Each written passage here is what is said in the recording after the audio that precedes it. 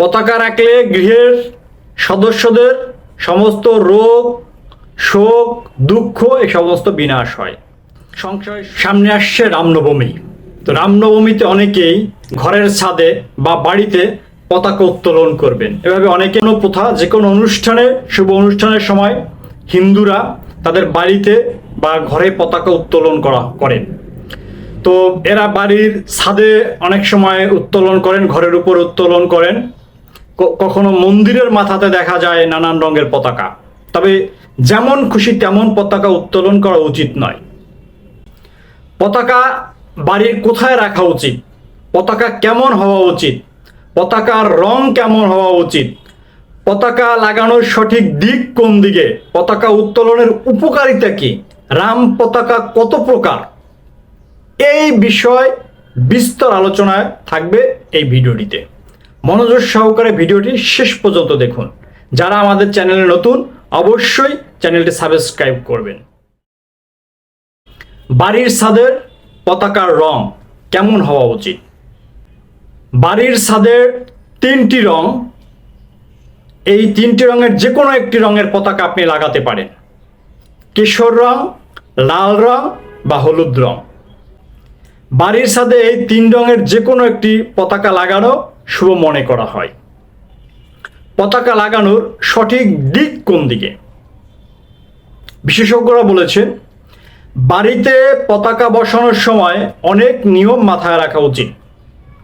বাড়ির উত্তর পশ্চিম কোণে একটি পতাকা রাখুন। এই দিক পতাকা উত্তোলনের জন্য শুভ বলে মনে করা হয়। পতাকা কেমন হওয়া উচিত?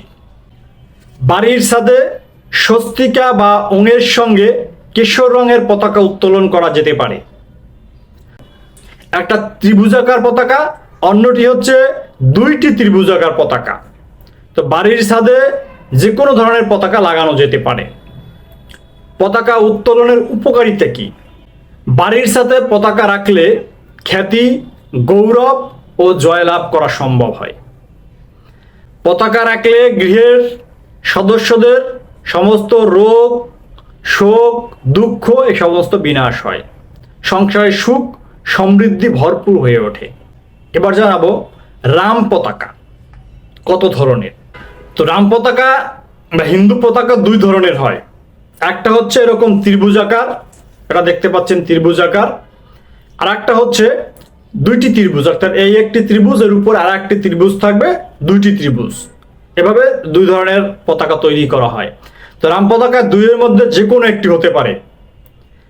কিন্তু এখানে অনেক জায়গায় আছে যে রামচন্দ্রের ছবি থাকে, অথবা ধনুক থাকে, অথবা জয় শ্রীরাম লেখা থাকে, অথবা হনুমানের ছবি থাকে। এটা যেমন হনুমানের ছবি আছে এবং জয় শ্রীরাম লেখা রয়েছে, এবং রাম রাম, অনেক জায়গায় রাম রাম লেখা রয়েছে।